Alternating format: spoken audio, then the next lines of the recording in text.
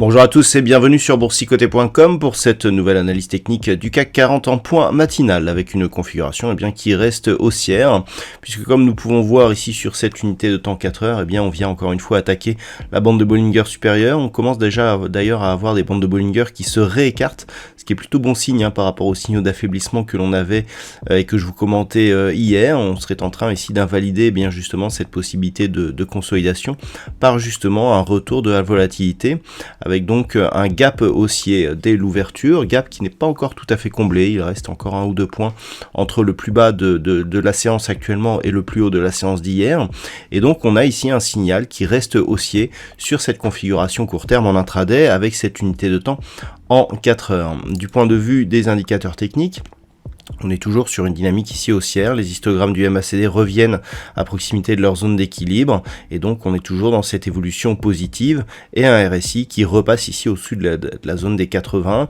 Donc on peut considérer que cette configuration redevient haussière. Alors, on a on a quelques chiffres dans la journée, donc on peut valider le fait que suite à la rupture ici des 7060 points, on soit en train ici de repartir sur une nouvelle dynamique haussière.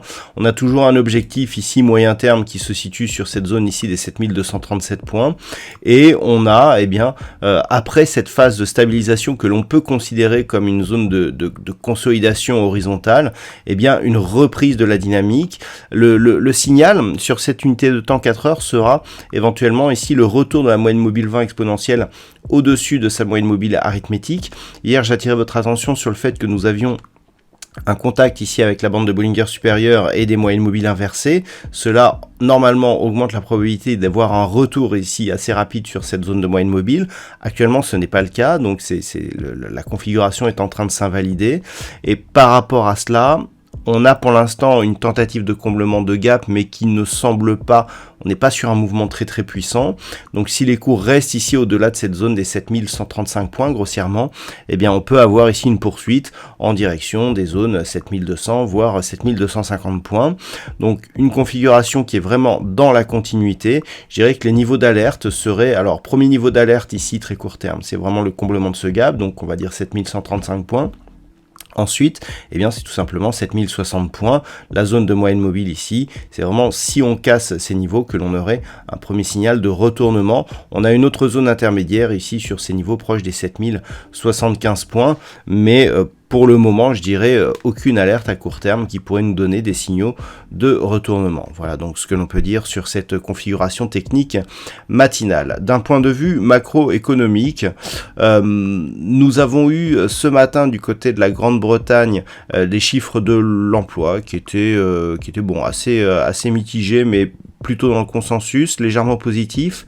Ce matin, nous aurons les chiffres du PIB trimestriel et annuel de la zone euro qui seront dévoilés à 11h. À 14h30 du côté des États-Unis, nous aurons les ventes au détail.